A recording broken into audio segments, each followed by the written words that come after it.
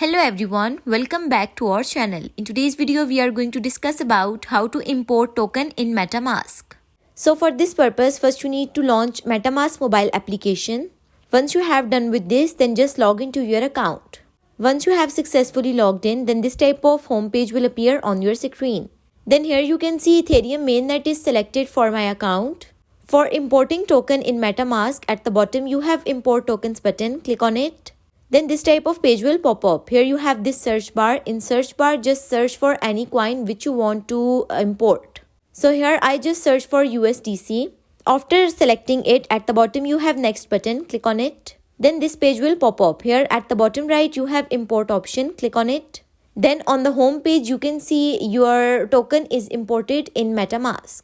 So this way you can easily import token in MetaMask. So if you found this video helpful, leave a like on video and do subscribe to our channel. And don't forget to press bell icon. If you have any questions related to it, leave a comment. Thank you so much for watching.